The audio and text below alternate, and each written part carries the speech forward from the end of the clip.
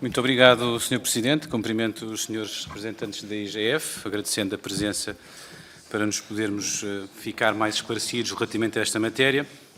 E não gostaria de fazer esta intervenção sem primeiro mencionar aqui uma das questões também que na altura preocuparam ao próprio PSD e creio que preocupam a todos nós em geral. Nós, quando começámos a ouvir os temas na opinião pública e na praça pública, os temas primeiro foram divulgados, é bom que se seja lembrado, pela comunicação social, ou seja, a comunicação social primeiro teve acesso ao relatório, pelo menos a parte do relatório, e depois nós temos um conjunto de debate público relativamente ao relatório e, tendo a comunicação social feito chegar um conjunto de matérias, nós depois é que fizemos e solicitámos que pudéssemos ter acesso ao mesmo, o que viemos a ter mais tarde. E, portanto, nesta comunicação que foi feita e no facto da Assembleia da República não ter tido acesso ao relatório antes da comunicação social, houve um conjunto de questões e de perguntas que nós colocámos a nós próprios e que, inclusivamente, até as colocámos também por escrito, junto de um pedido ao Ministério das Finanças, porque há aqui, desde logo, um conjunto de dúvidas que subsistem e, por isso, agradeço muito a vossa presença para nós podermos obter esses esclarecimentos e percebermos, efetivamente, o que é que estava aqui em causa. É porque, num processo desta natureza, nós também gostaríamos de perceber, porque às tantas no próprio relatório é referido que a TAP informou telefonicamente que não iria participar no contraditório. E nós achámos estranho, quer dizer, sendo a TAP diretamente avisada em todo o relatório, em todos estes assuntos, que, enfim, que alguns deles até consideramos, obviamente, graves, a própria TAP responder por telefone, ou telefonicamente, que não iria participar no contraditório é para nós estranho e, portanto, a primeira pergunta que fazia é se nós podemos saber quem é que foi a pessoa que informou telefonicamente que a TAP não estaria disponível para participar no contraditório. Depois gostaríamos de perguntar também porque é que todos os outros visados não foram também objeto de próprio contraditório. Ou seja, o Sr. David Neilman, a Atlantic Gateway, a Geocapital, a própria Airbus, o próprio Sr. Humberto Pedrosa, todas estas entidades, que eu poderia continuar aqui, porque há mais, o próprio engenheiro Fernando Pinto também, são todas visadas neste relatório, mas não foram nenhuma delas ouvidas em sede de contraditório. O que nos parece também estranho, porque se eles fossem ouvidos, eu tenho a certeza que iria enriquecer o documento, iria permitir nós podermos ter mais dados, lá está, para que esta análise depois fosse uma análise mais fundamentada. E o porquê que eu digo fundamentada? Porque, desde logo, no início, há uma parte aqui do relatório que diz que a própria IGF não conseguiu ter acesso aos documentos que considera relevantes. Porque diz a não disponibilização de todos os elementos de esclarecimentos solicitados à própria TAP e à par pública, e assim não existe a garantia que tenhamos tido acesso a todos os documentos relevantes no âmbito da apresentação. Ora, como é que a IGF faz um relatório da auditoria, identifica um conjunto de questões que envia, e bem, para o próprio Ministério Público para as poder ver esclarecidas, mas diz que no próprio trabalho há elementos relevantes aos quais não tiveram acesso. E esta questão, quando diz que não tiveram acesso a estes documentos, leva-me a uma outra pergunta.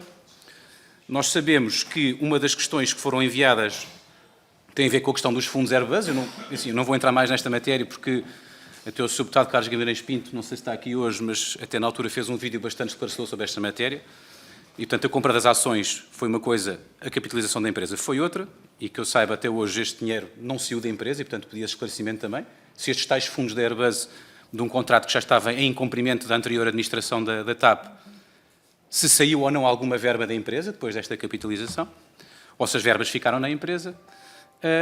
Mas depois também gostaria de perceber, num dos pontos que é aqui bastante identificado no relatório, que tem a ver com a explicação de um pagamento de 55 milhões de euros, quando o Estado resolve novamente adquirir o restante da empresa, e isto já o fez posteriormente, e portanto isto foram negociações que foram feitas, há um conjunto de valores que foram identificados, e depois a explicação deste valor a própria par pública passa para a esfera governamental e diz que foi assinado um diploma pelo Sr. Pedro Nuno Santos, pelo Sr. Pedro Gamacho de Carvalho de Cisa Vieira e o Sr. João Rodrigo Carvalho Leão e diz que o pagamento refere-se à contrapartida a pagar pelo Estado, mas depois não há nenhum documento de suporte.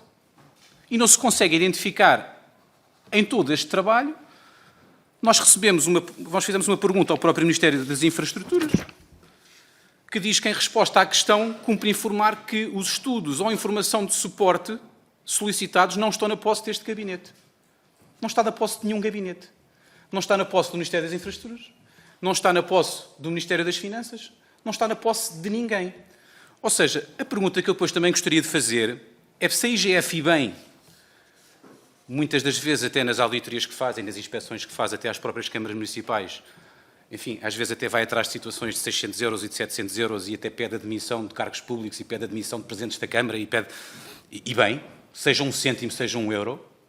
A pergunta que eu faço é como é que passam 55 milhões de euros numa negociação que, pelos vistos, é feita, ninguém sabe nem por quem, nem como, nem com que suporte, nem com que avaliação, nem com nada, e a própria IGF não a coloca também a este ponto nos assuntos que resolve enviar para posterior investigação. E isto a mim causa-me alguma estranheza, porque se nós formos ver no outro próprio ponto que enviou, que diz respeito a pagamentos de remunerações dos órgãos dos membros do Conselho de Administração, todo este assunto que decorreu desde 2016, 2017, 2018, 2019, 2020, e tem aqui os valores todos, enfim, valores que não estão suportados por nenhum tipo de pagamento de vencimento, são valores que estão suportados em contratos de prestação de serviços, e estes valores todos também foram todos pagos enquanto o Estado e o Governo estavam a exercer a tutela da própria empresa. Estes documentos foram pagos quando o Estado tinha uma participação, se não de 50%, maioritária na própria empresa.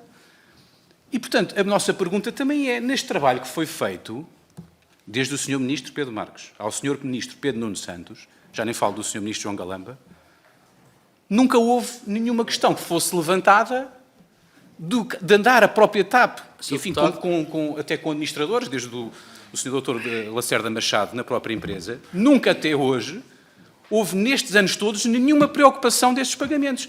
E eu estou a dizer, mas podia ser uma coisa de sumenos, podia ser um valor pouco, mas não. Então estamos a falar de pagamentos de 4 milhões e 200 mil euros e 3 milhões e tantos mil euros. E, portanto, a pergunta também que eu faço à IGF é, no âmbito deste trabalho que foi feito, qual foi a interrogação que fizeram aos senhores ministros que tinham a tutela da empresa e aos administradores que estavam a representar o acionista Estado, de como é que fizeram a aprovação destes pagamentos e de que forma é que o acompanharam. Muito obrigado. Peço desculpa, Sr. Presidente.